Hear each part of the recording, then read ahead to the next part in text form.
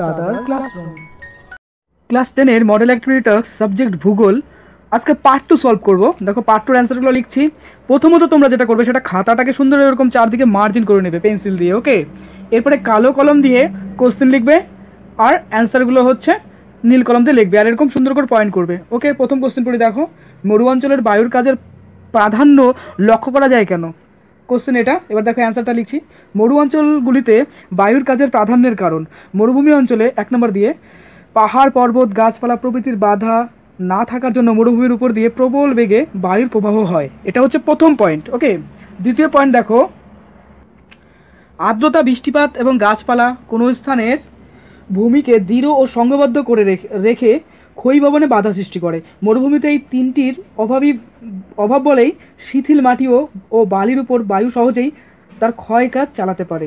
3 নম্বর point দেখো, মরুভূমিতে শীত ও গ্রীষ্ম এবং দিনরাত্রির মধ্যে উষ্ণতার পার্থক্য বা প্রসার খুবই বেশি হওয়ার জন্য ব্যাপক সংকোচন ও প্রসারণের ফলে সংঘটিত যান্ত্রিক বিচূর্ণীভবনের ফলে শিলা সহজে চূর্ণ বিচূর্ণ ও শিথিল হয়ে বালিতে পরিণত হয়। এতে বায়ুর ক্ষয়কার্যের সুবিধা হয়।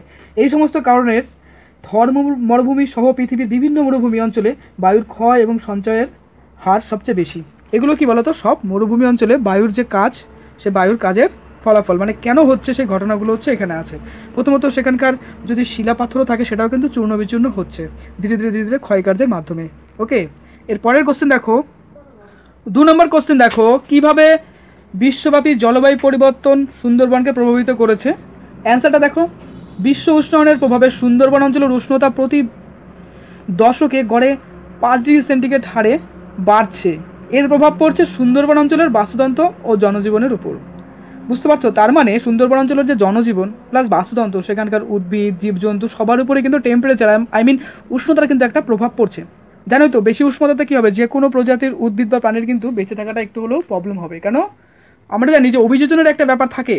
তোমরা লাইফ সায়েন্সে পড়ছো লাস্ট চ্যাপ্টারে হয়তো, পরিবেশ চ্যাপ্টারটাতে।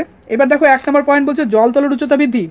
ওয়ার্ল্ড ব্যাংক এর রিপোর্ট অনুযায়ী বিশ্ব উষ্ণায়নের প্রভাবে সুন্দরবন অঞ্চলের সমুদ্রতল প্রতি বছর 3 থেকে 4 মিমি বাড়ছে। এর প্রভাবে লোহাচড়া, নিউমুর, তারপরে কি বলছে বেডফোর্ড প্রভৃতি দ্বীপ ধীরে ধীরে জলের তলায় তলিয়ে যাচ্ছে এবং অবলুপ্ত হচ্ছে। কেন বলো তো? জলতল যেটা আছে সেটা কিন্তু ধীরে ধীরে ধীরে ধীরে ইনক্রিজ করছে, মানে বাড়ছে। বুঝতে পারছো? এর প্রভাবে কিন্তু এই ঘটনাগুলো ঘটছে। বনভূমি ধ্বংস দেখো, যদি ভবিষ্যতে সমুদ্র জলতল 1 মিটার বাড়ে তাহলে সুন্দরবনের 75 ভাগ বলছে, দেখছো 75 ভাগ অংশটি প্লাবিত হবে এবং ধ্বংস হওয়ার দিকে এগোবে। এতে ওই অঞ্চলের বাস্তুতন্ত্র বিনষ্ট হবে। বাস্তুতন্ত্র বলতে সেখানকার উদ্ভিদ প্রাণী, সেটাই হচ্ছে বাস্তুতন্ত্র। বুঝতে পারছো? ইকোসিস্টেম যেটাকে বলে। তারপরে 3 নম্বর দেখো, ঘূর্ণিঝড়ের প্রকোপ বৃদ্ধি। সমুদ্র জলের উষ্ণতা বৃদ্ধিজনিত কারণে এই অঞ্চলে ঘূর্ণিঝড়ের সংখ্যা ক্রমশ বৃদ্ধি পাচ্ছে। ঘূর্ণিঝড়ের প্রভাবে ম্যানগ্রোভ অরণ্য ধ্বংস হচ্ছে, নদীর পাড় ভাঙছে, সামুদ্রিক জলোচ্ছ্বাস ঘটছে এবং বন্যার প্রকোপ বাড়ছে। এবার দেখো 4 নম্বরটা বলছে যে ঘূর্ণিঝড় অর্থাৎ বন্যার, বলছে ঘূর্ণিঝড় ভরা গোটালের সংখ্যা ও মাত্রা বৃদ্ধির কারণে প্রকোপ সুন্দরবন অঞ্চলে দ্রুত হারে বাড়ছে। বাঁধ ভেঙে সামুদ্রিক লবণাক্ত জল কৃষি জমিতে প্রবেশ করে কৃষি জমিতে অনুর্বর করে তুলছে। বন্যার প্রকোপে এই অঞ্চলে ফল উৎপাদন পদ্ধতির পরিবর্তন ঘটছে। তার মানে এখানকার কৃষি যে ব্যাপারটা বলছে টোটালটা কিন্তু এই প্রাকৃতিক যে দুর্যোগের জন্য কিন্তু অনেকটাই প্রবলেম হচ্ছে। এবার সেই প্রাকৃতিক দুর্যোগটা কেন ঘটছে? সেটা হচ্ছে বিশ্ব উষ্ণায়ন অর্থাৎ ওয়ার্ল্ড ক্লাইমেট চেঞ্জের জন্য কিন্তু অনেকটাই দাঁড়াচ্ছে। বুঝতে পারছো? ওকে, লিখে ফেলো। এর পরের পয়েন্টটা দেখো 5 নম্বর পয়েন্ট। তুমি 4টে পয়েন্টও লিখতে পারো, আমি বেশি করে লিখছি, তোমার যে কটা পয়েন্ট ভালো লাগে লিখো। তো 5 নম্বর পয়েন্ট দেখো, মানুষের দুর্ভোগ। সমুদ্র জলের উচ্চতা বৃদ্ধি এবং ভূমিক্ষয় বৃদ্ধির কারণে লোহাচড়া ঘোড়ামারা দ্বীপের কি বলছে বসবাসকারী মানুষের নিজেদের বাসস্থান ছেড়ে অন্য স্থানে সরতে হচ্ছে। বুঝতেই তো পারছো, জলের লেভেল সেটা বাড়লে তো একটা সমস্যা হবে। তার সঙ্গে সঙ্গে কি প্রাকৃতিক দুর্যোগের সমস্যাটাও কিন্তু খুব হচ্ছে। প্রবল বন্যায় বাড়িঘর, কৃষিজ ফসল, গবাদি পশু ধ্বংস হচ্ছে। বন্যার প্রকোপে কৃষি জমি লবণাক্ত হওয়ার বেশ কয়েক বছর তা চাষের অযোগ্য হয়ে পড়ছে। কেন? জমিতে যদি লবণ জল প্রবেশ করে সেই জমি কিন্তু চাষের অযোগ্য হয়ে যায়। ফলে মানুষ কাজ হারাচ্ছে। প্রায় প্রতি বছর বাঁধ ভাঙার ফলে নতুন করে বাঁধ নির্মাণ করতে হচ্ছে। সরকারের খরচও বাড়ছে। তার মানে বুঝতে পারছি আমরা সব দিক দিয়ে কিন্তু সেই সমস্যাটা দাঁড়াচ্ছে। এরপর 3 নম্বর প্রশ্নটা দেখো, বলছে বৃষ্টির জল সংরক্ষণের প্রয়োজনীয়তা কী? বৃষ্টির জল আমরা কেন সংরক্ষণ করবো সেটার কারণ। প্রথমত এইভাবে পয়েন্ট লিখবে। এবার অ্যান্সারটা আমরা শুরু করবো। দেখো পৃথিবীর মোট জলের শতকরা 97% কি বলছে যে সাগর মহাসাগরের জল ও 3 ভাগ স্বাদু জল। এই দেখো 3 ভাগ স্বাদু জল। এই স্বাদু জলের 75% কি বলছে পার্বত্য ও মহাদেশীয় হিমবাহগুলিতে বরফ হিসাবে সঞ্চিত আছে। বাকি 25% স্বাদু জল দেশের অভ্যন্তরে নদ নদী হ্রদ জলাশয় এবং ভূগর্ভে ভৌমজল হিসাবে অবস্থিত। সুতরাং পৃথিবীতে ভূগর্ভের জলের উপস্থিত অত্যন্ত কম। এই কারণে জল সংরক্ষণ ভীষণ জরুরি। জলের পরিমাণগত এবং গুণগত মানের সংরক্ষণ প্রয়োজন। এ বিষয়ে দুটি গৃহীত পরিকল্পনা হলো অববাহিকা উন্নয়ন এবং 2 নম্বর বলছে কি বৃষ্টির জল সংরক্ষণ। বৃষ্টির জল সংরক্ষণ তামিলনাড়ুর ভূমিকা। জলসংকট থেকে বাঁচতে পৃথিবীর কি বলছে যে বৃষ্টির জলাধারে রাখা বর্তমানে উল্লেখযোগ্য পদক্ষেপ, মানে বৃষ্টির জলটাকে আমাদের সংরক্ষণ করতে হবে বর্তমানে জল সংকটে। এই বিষয়ে ভারতের তামিলনাড়ু রাজ্য অন্য রাজ্যের তুলনায় কি আছে, অনেকটা এগিয়ে আছে। তার মানে পথ দেখাচ্ছে কিন্তু এই ক্ষেত্রে তামিলনাড়ু, তাই তো?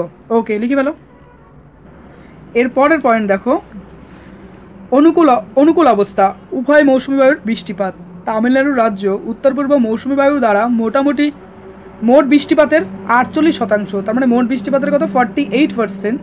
দক্ষিণ পশ্চিম মৌসুমী বায়ু দ্বারা 32%, তার মানে দক্ষিণ পশ্চিম মৌসুমীর দ্বারা কত দাঁড়াচ্ছে সেটা প্রায় 32%। এবং বছরের অন্য সময় 20% বৃষ্টিপাত লাভ করে। তার মানে এখানে প্রচুর বৃষ্টিপাত হচ্ছে, আমরা বুঝতে পারছি, তাই তো? উৎসাহ প্রদান। তামিলনাড়ু রাজ্য সরকার ভৌমজল সংরক্ষণকে উৎসাহ দেওয়ার জন্য ভৌমজল সংবর্ধন পুরস্কার ও জাতীয় জল পুরস্কার চালু করেছে বা রেখেছে। তার মানে কেউ যদি এই ব্যাপারে এগিয়ে আসে তাকে অবশ্যই পুরস্কার দিতে হবে, কেন? তার উৎসাহটা দেওয়ার জন্য। তার সঙ্গে সঙ্গে অন্যান্য লোকও অনুপ্রাণিত হবে এবং এই পথেই এগোবে। এটা তো ভালো একটা পথ, তাই না? চালু প্রকল্প দেখো, তামিলনাড়ু রাজ্যের পূর্ব উপকূল সন্নিহিত একটি বাড়ির 100 বর্গমিটার ছাদ থেকে সারা বছরে কত বলছে, ভাবতে অবাক লাগছে না, 65,000 লিটার জল পাওয়া যায়। অবাক লাগছে না? অনেক জল কিন্তু। এর সাহায্যে 5 সদস্যের একটি পরিবার প্রায় 4 মাসের গৃহস্থালিত সমস্ত কাজ সম্পন্ন করতে পারবে। তাই বলা যায় বৃষ্টির জল সংরক্ষণে ভারতের অন্য রাজ্যের কাছে পথ প্রদর্শক হয়ে দাঁড়িয়েছে তামিলনাড়ু। ওকে, এরপরে দেখো এল নিনো ও ওলা নিনো কীভাবে ভারতের মৌসুমী বায়ুকে প্রভাবিত করে, এটা অ্যান্সার লিখবো। সুন্দর করে পয়েন্ট করবে, তারপরে অ্যান্সারটা লিখবো। দেখো, এল নিনো ও ওলা নিনোর প্রভাব। এল নিনোর প্রভাবে ভারতবর্ষের স্বল্প বৃষ্টি বাঁকড়া হয় এবং লানিনার প্রভাবে ভারতবর্ষে প্রচুর বৃষ্টিপাত ঘটে। কারণ সাধারণত অবস্থায় প্রশান্ত মহাসাগরের পূর্বে পেরু ও ইউক্রেট উপকূল বরাবর দক্ষিণ থেকে উত্তরে শীতল পেরু বা হ্যাম্বোল্ট স্রোত প্রবাহিত হয়। কোনো কোনো বছর উষ্ণ জলের অঞ্চলটিকে ঢেকে ফেলে। এই বছরগুলিতে ওই অঞ্চলের উষ্ণতা বেড়ে গিয়ে ওখানকার উচ্চচাপ দুর্বল করে তোলে। তাই প্রশান্ত মহাসাগরের পূর্ব উপকূলের পেরু ইকুয়েটর উপকূলে প্রচুর বৃষ্টিপাত ঘটে। প্রশান্ত মহাসাগরের পশ্চিমে অস্ট্রেলিয়া ইন্দোনেশিয়ার সমেত ভারতবর্ষ তখন খরার প্রাদুর্ভাব ঘটে। প্রশান্ত মহাসাগরের পূর্ব উপকূল দিয়ে প্রবাহিত উষ্ণ স্রোত এল নিনো নামে পরিচিত।